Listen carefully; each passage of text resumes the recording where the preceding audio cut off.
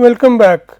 So, before the break we were discussing this relationship between the spot rates and the forward rates, and we arrived at the expression that is here on your slide on the basis of invoking the principle of no arbitrage.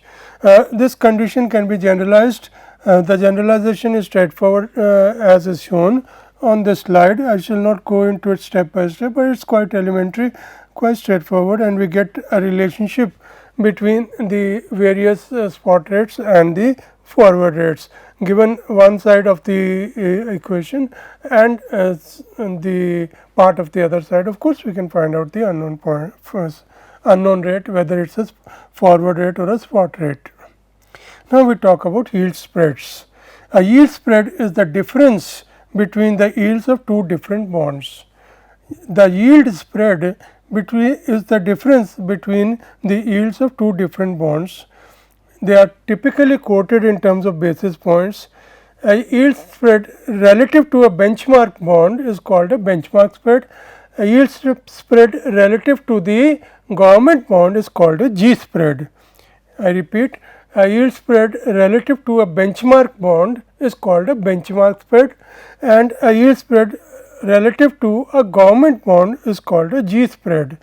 For example, if a 5-year corporate bond has a yield of 6.25% and its benchmark, the 5-year treasury, has a yield of 3.50%, then the yield spread between the two is 275 basis points, that is 6.25% minus 3.50%, of course expressed in terms of basis points.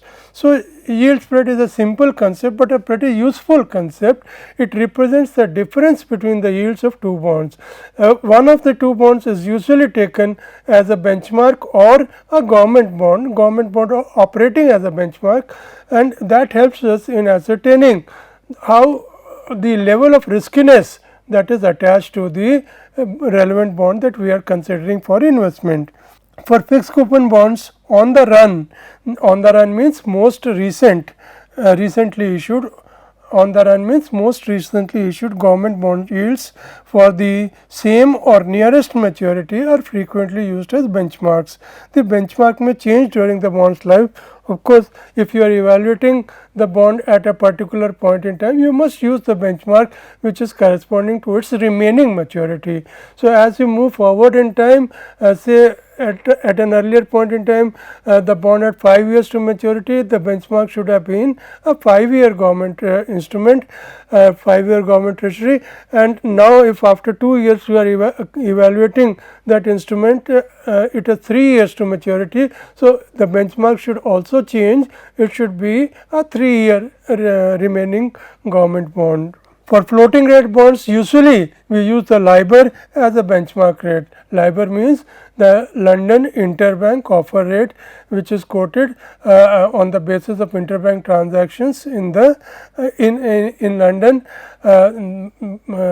lending and borrowing transaction between banks operating in London, and it is a standard rate across the world which is used for floating rate instruments in most cases.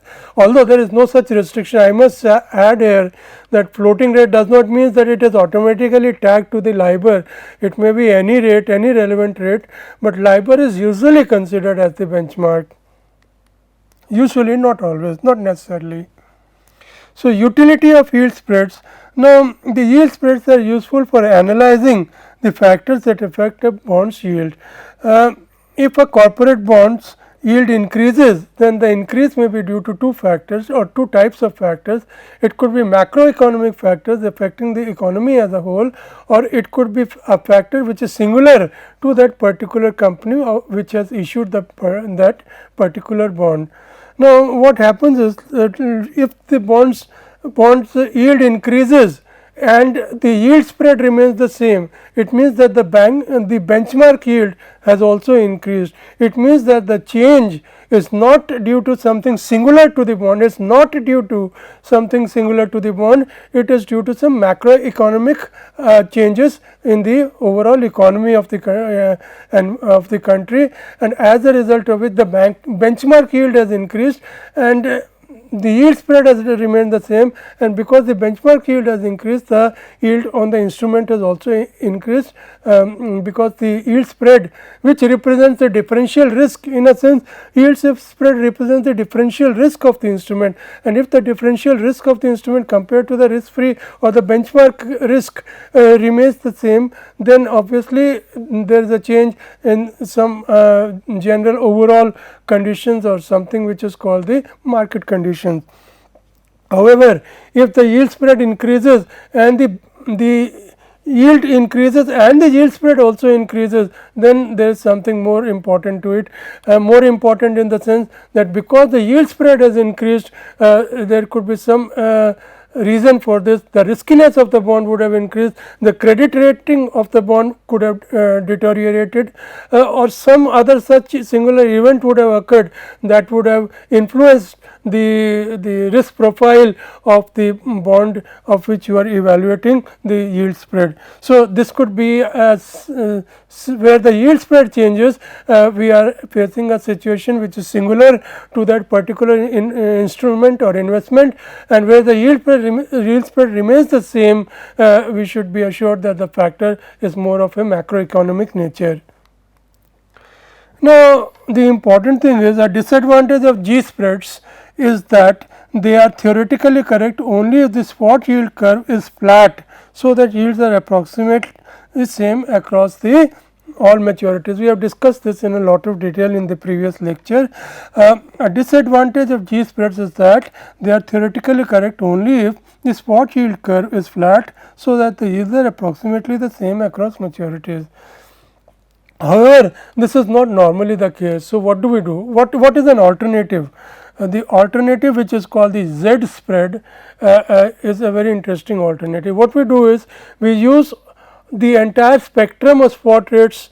Let us say we use the spectrum of spot rates which are used for evaluating the value of a government bond. Let us say we have a bond of maturity 5 years, of which we want to work out the Z spread, and we have the 5-year treasury rates or the government spot rates relevant of the spot rates which are relevant to the valuation of a government bond. In a sense, what I am talking about is the risk free rate.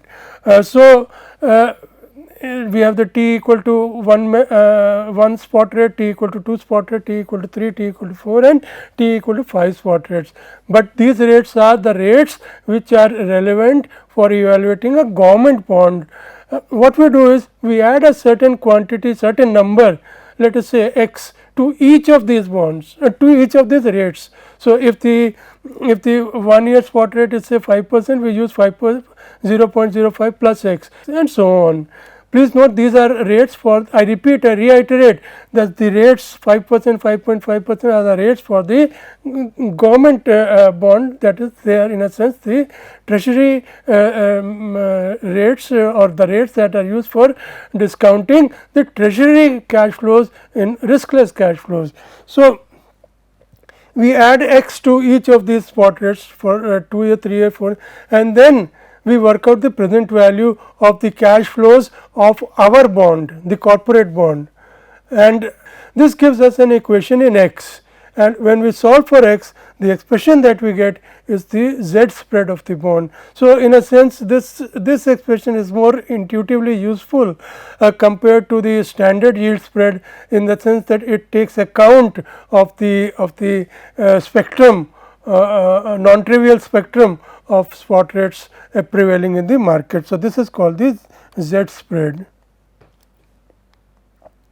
Now, we talk about option adjusted spreads. An option adjusted spread OAS is used for bonds which have embedded options. You may have bonds trading in the market which either have a call option or a put option attached to them. Now, if a bond has a call option, that gives the issuer the right to buy back the bond as per terms on a certain date, which is called the exercise date, at a certain price which is called the strike price, but where all these things are given in the contract of issue of the bond. It is not that they are one fine morning the issuer may get up and say that I want to buy back the bonds at a certain price. It does not happen that way. The information must be known to the investor at the point of investment. So, if there is a call option attached to the bond, then the issuer has a right to buy back the bond at a predetermined price or at a predetermined point in time. Similarly, if a bond has an embedded put option, that means the bond holder has the right to sell the bond back to the issuer at a certain price, at a certain predetermined price on a certain predetermined date or within a certain predetermined period. So, these are called bonds with embedded options. Now, in the case of bonds with embedded options, we calculate an expression called the option adjusted spread. The option adjusted spread takes the option yield component out of the Z spread measure. How is it calculated? It is the option adjusted spread is the spread to the government spot rate curve that the bond would have it was option free. In other words, we take away the option, suppose it has a call option, it is a callable bond, then what will happen? Because the issuer has a right to call back the bond, the market would demand a certain increase in yield to compensate for the right that the issuer has retained for buying back the bond, and therefore, the yield on option callable bonds would be slightly higher than the bonds which would not have that call option embedded in them. So, this differential or the extra yield that is required to compensate bond holders for the call option that is retained by the issuer, this extra yield is the option value, and therefore, we can write option value is equal to Z spread minus option adjusted spread. In other words, we work out the Z spread assuming that the option is available to the issuer, and we work out this option adjusted spread, and the difference between them gives us the option value. So, that is the relevance of what we call the option adjusted spread. Okay. So, the important thing is when we talk about the option adjusted spread, we are talking about the spread which for a callable bond or a puttable bond as the case may be, for a bond with embedded option, the spread which would exist if the option was removed, if the option was eliminated from the bond, then the spread that would exist is called the option adjusted spread. Now, we talk about common bond structures. I shall briefly, you see, the important thing here is before I get into this topic, let me emphasize there is a huge variety of debt instruments that are traded in the market, that are available in the market, and there are very few legal restrictions on how you can structure your bond, how you can structure the cash flows of your bond in reference to debt instruments. There are some restrictions as far as issue of equity is concerned. For example, the issue of equity as a discount, issue of equity at a discount is strongly regulated. However, there is no such restriction as far as debt instruments are concerned. The freedom that the issuer has in terms of the issue of debt instrument is massive, and as a result of which huge variety, huge spectrum of debt instruments has percolated into the market, and it is impossible to enumerate all the types of instruments that are prevailing, that are traded in the market. I shall, and therefore, the list that I am presenting here is certainly not exhaustive, it is illustrative. So, let us get into it. The plain vanilla bond, it is the level coupon bond that we have been talking about throughout our discussion so far. It is a bond which has single coupon rate which is existent throughout the life of the bond, and redemption is at face value.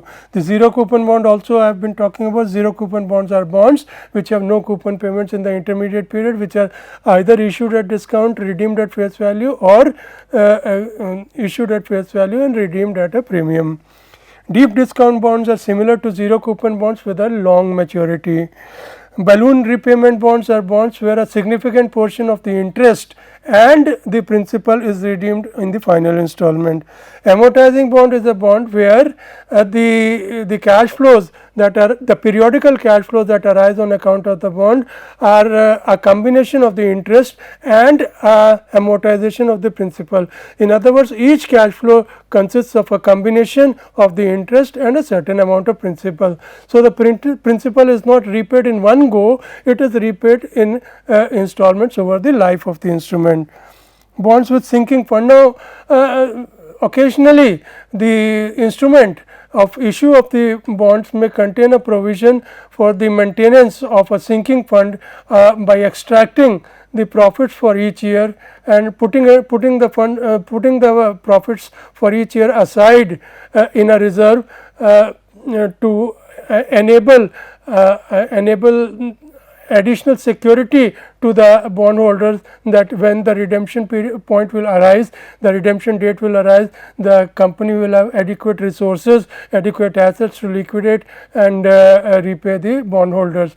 This the profits that are set aside in the sinking fund account are usually invested in certain securities of maturities close to or maturities matching either in terms of duration or otherwise close to the redemption dates of the instrument of the bonds, so that you can liquidate, or the company can liquidate these investments on the date of redemption and repay off the debenture holders or the bondholders. Floating rate bonds, as we have discussed, are bonds on which the interest rate is not fixed, interest rate is tagged to another variable, to another market variable. Usually it is another interest rate, usually, not always, it is the another interest rate like the LIBOR. Floaters with caps and floors, these are floating rate bonds, but they have a ceiling in terms of the maximum interest that would be admissible on this bond, and as floor and a ceiling on the minimum rate of interest that would be allowable on these bonds. Caps means a maximum limit and floors means a minimum limit. Inverse floater is a floating rate bond where the rate changes inversely as the benchmark rate or the floating rate or the tagged rate. Step up and step down bonds, as the name signifies, the coupon rates tend to increase or decrease over the life of the bond. Credit linked coupon bonds are interesting.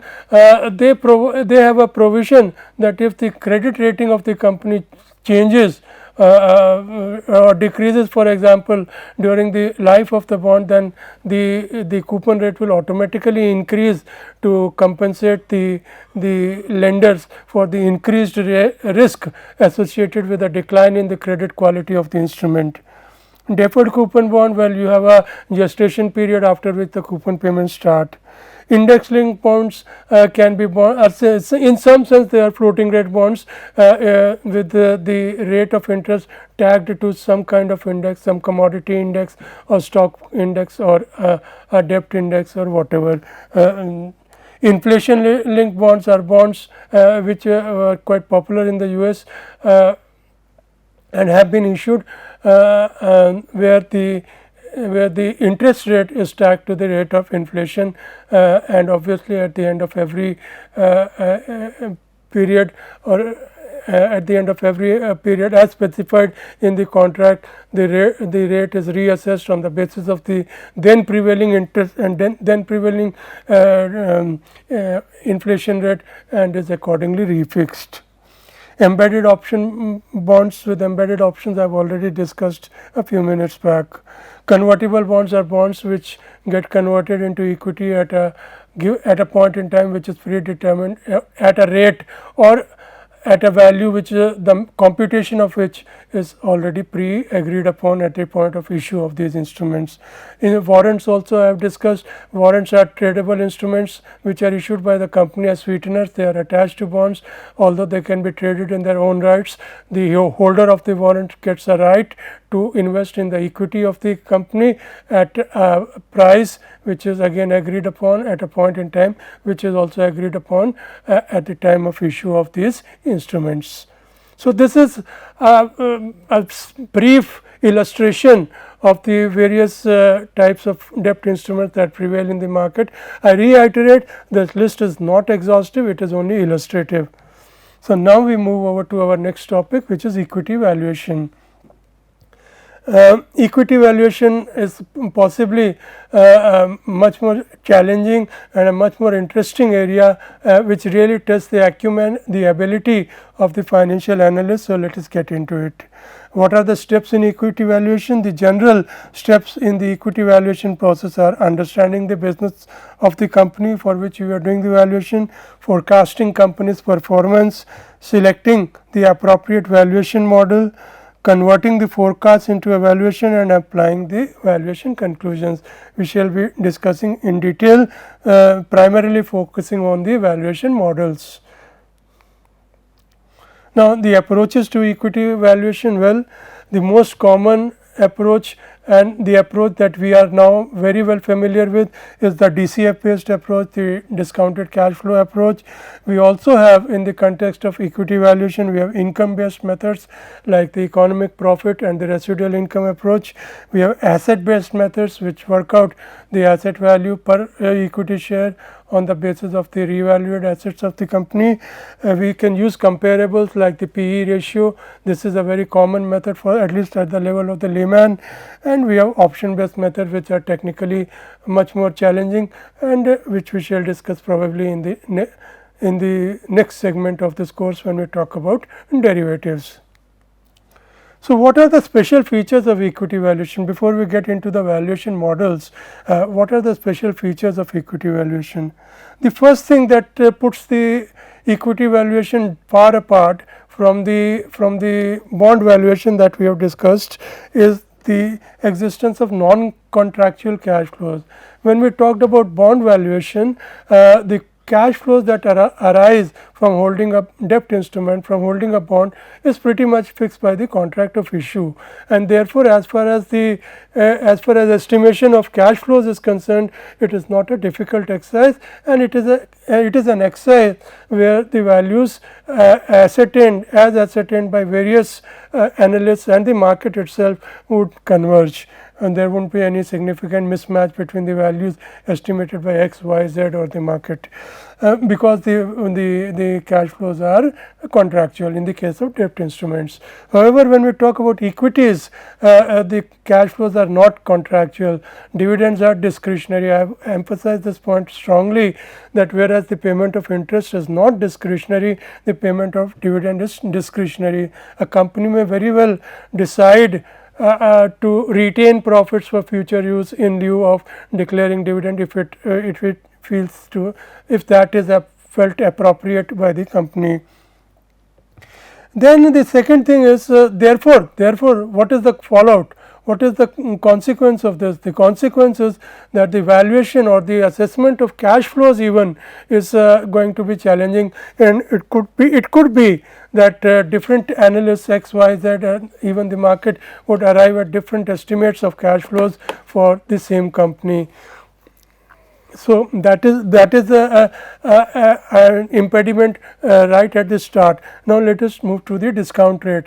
The discount rate also is a problem when we talk about equity valuation. Why is that? It is because it is the equity shareholders of the company that take the substantive business risk, and because the equity shareholders take the substantive business risk, this business risk needs to be reflected in the discount rate which we use for discounting the cash flows or the realizability of the cash flows.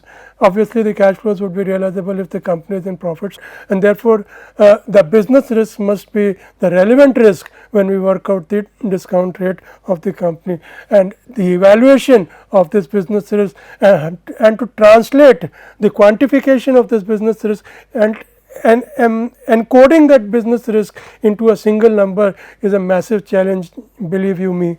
It is a very difficult challenge to arrive at some kind of even a reasonably precise estimate of the level of risk that is encoded in a particular business and in a particular set of cash flows relating to equity. So, here this is another challenge for the equity analysts. Then we have another interesting feature. Normally, most of us are familiar with the concept of going concern. We invariably prepare the accounts of a company on the premise that the company is a going concern. What does it mean? First of all, it means that the life of the business or the life of the company is indefinite, and we make this presumption when we do the accounting for the company. How does it, what is the significance of this particular assumption is very important. The significance of this going concern assumption is that it enables us to have a consistent approach to the valuation of the assets and liabilities of the company. We value the assets and liabilities of the company in the normal course of business on the premise that the business is going to exist indefinitely, and as a result of which there is no immediate need to liquidate the assets and liabilities of the company, because if there were any such immediate necessity to liquidate say some assets of the company, then obviously we need to reassess the value of such assets. Why? Because it's quite obvious that if an asset is sold as a distress sale, the value that it would derive in the market would be substantially different from the value of the asset which it would derive in the ordinary course of business. Distress valuation is at a huge discount in most cases. So, that being the case, the presumption of going concern of the company or the company continuing indefinitely enables the analyst or enables the accountant to ascribe values to the assets and liabilities which they would have in the normal course of business. So, that is a very important point here. Now, what does it result in? Now, because we are assuming that the life of the business is indefinite. So, that means what? That means we have to forecast the performance of the company irrespective of whether it is in terms of cash flows or in terms of profits or whatever the case may be, income or but the important thing is we need to make forecasts over a huge period of time in other words, we need to arrive at some kind of an infinite series of forecasting of cash flows or profits. So, what does it result in? Now, because we need to forecast an infinite series of cash flows, we assume that the business of the company has an indefinite life, and if that is so, the forecasting needs to be over an indefinite period, and if that is so, what happens is we end up with an infinite series of cash flows.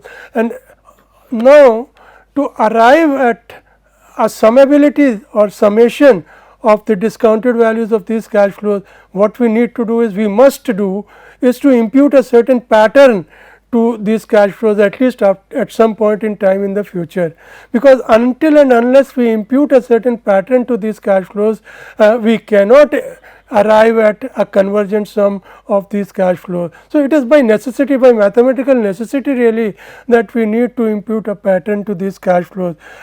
We cannot estimate these cash flows over an extended period of time with any degree of accuracy. At a certain point in time, we must break off and we must say that at the end of this period, we assume that the cash flow follows an infinite stream which is characterized by a certain growth rate, or there is some other mechanism by which we attribute a certain final value to the set of cash flows. I shall be explicitly clarifying these things as we move along in this discussion, but there is a saving grace here. While we are talking about the extended length of cash flows that need to be forecast, the important point is while as I mentioned just now, as you move well into the future, the accuracy with which you forecast this cash flows declines. It is obviously much easier to forecast tomorrow's operations or tomorrow's performance of the company rather than a performance 20 years into the future. It is common sense. So, that being the case, the problem is that forecasting deep into the future is beset with inaccuracies and problems. But the saving grace here is that the further you go into the future, the lesser is the relevance of that cash flows when you are calculating the present value. Discounting a cash flow for 1 year will, let us say you discount a cash flow of rupee 1 for 1 year, you get something like 0.90 at 10% per annum. If you discount it for 20 years, you will get hardly something around 0.20 or something.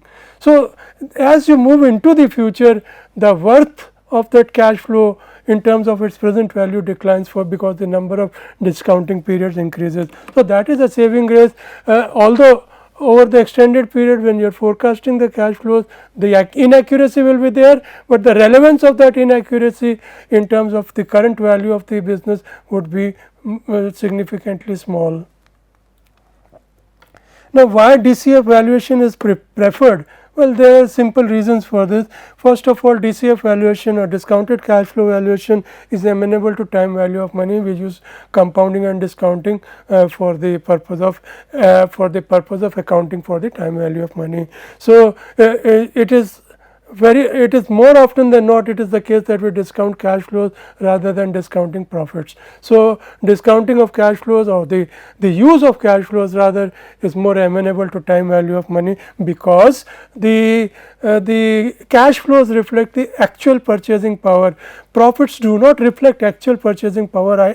I strongly emphasize this point, that profits do not reflect current purchasing power. You cannot go to the market, take profits and say that I want to buy a machine by giving you these profits, but you can certainly go to the bank or to the market and buy a machine by paying cash for it. So, what I want to highlight is that it is the cash, there is the hard cash that determines the purchasing power at a particular point in time rather than the profits.